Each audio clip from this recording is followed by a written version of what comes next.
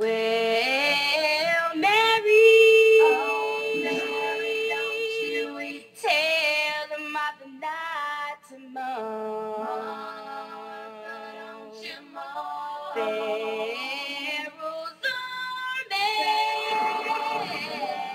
army, you know they've been drowned, singing Mary, don't you tell them Martha not to mourn. Don't you mourn.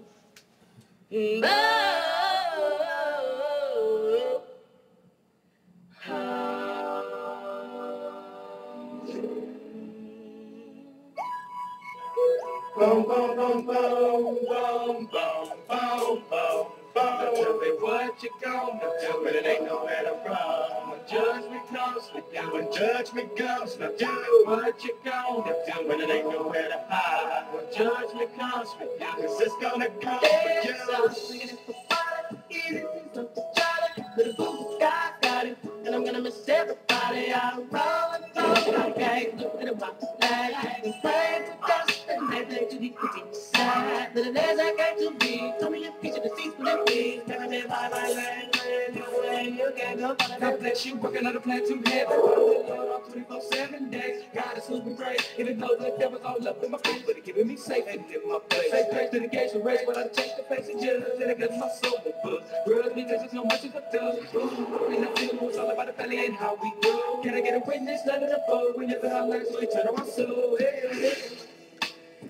And we're praying, we're praying, we're praying, we're praying. Every day, every day, every day, every day. And we're praying, we're praying, we're praying, we're praying. Still with lace, the follow me road. Oh my God. Oh my God. How y'all doing out there? This is New York. This is a special episode. For my fans, y'all all wanted me to tell about the tale about my dead husband. Yeah, I said the end husband. I got about, how many husbands I got? I had 1, 2, 3, 4, 6. I had 6 husbands. And you want to know what I found out that was real exclusive about my 6 husbands that I had? Hey, Pasha! But you want to know what I found out was very exclusive about my dead husbands? Well, when my first husband died, that's why you saw me put up his picture. His name was Billy. You see Billy? This is Billy.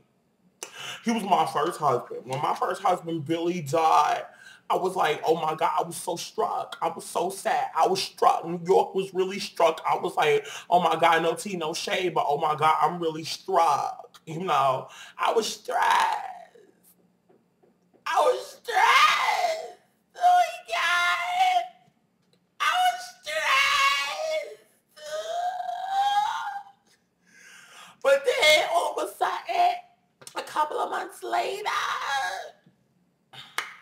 bam, I got a check in the mail. Mizz Newyork got a check in the mail for her dead husband. So I thought about it. I was like, if my husbands keep dying, I keep getting checks. So I thought about that some more. I was like, oh my God, New York. Oh my God, New York. You gonna keep getting checks if your husband keep dying. So I'm like, all right, Miss Honey, Miss Girl. I was like, so you need to get your big ass up and you need to start killing your husband. Well, wait a minute. I don't kill my husbands. I just speeding up their process because, you know, fate has them down for maybe like, you know, they might have them down for like they ain't gonna die in the next 20 years, but I speeding up the process by like, you know, like 3 days. You know, I speed up their process, so I make them die, you know, 3 days, you know, instead of just, you know, 20 more years. You know, I'm helping them go. You know, I'm helping them go to a better life. You know what I'm saying? Because there's a better life beyond this life. And, you know, even though I want this life, but, you know, I know they wouldn't want this life. So, you know, I help them die quicker. And so, because I know they need to die. This is what I wore to the funeral. Yes, Miss Honey, Miss Girl. You know what they told me? New York, I know it's the funeral of your husband, but why are you wearing red? I was like, why? They were like, because you shouldn't wear red at funerals. I was like, oh, well, I won't wear it. You know, because this is a celebrate. This is a celebrate. This is not a sad in time. I got pink on my arm, too, because this is a celebrate. So we're going to celebrate my husband's life. And then we're going to celebrate that check that I'm going to get in the mail sooner or later. So then enough of Billy. So then all of a sudden I said, okay, well, then I need to find a way how to get these men. So I know there was a lot of men that want me and stuff. So I was like, all right, let's get married. You know, oh my God, we got married. So my next husband was Walter. He was a little skinny, bald-headed one. This is Walter. See Walter? Yeah. And then Walter, you know, he was really nice to me. So then while he was eating one day, what I did was I took some roach stuff and I mixed it in his food because I thought it would give it an extra twist because, you know, roaches like salty stuff. So I said Walter like salty stuff too. So I was going to give Walter some salt and stuff like that, some extra salt. So I gave him some extra salt and I sprayed it in there and stuff. And then all of a sudden I realized he was dead. And I was like, oh, but then all of a sudden I looked through my mail. I got another check. Plus guess what I got? I got coupons for his death. I got coupons at Dunkin' Donuts. And you know it don't get no better than Dunkin' Donuts. DD, Miss Honey, Miss Girl. So I got coupons. I got free hot lattes. I got a 99-cent bagel. Because, you know, I'm in Section 8. So, you know, I can't be affording all of that. That's over $10.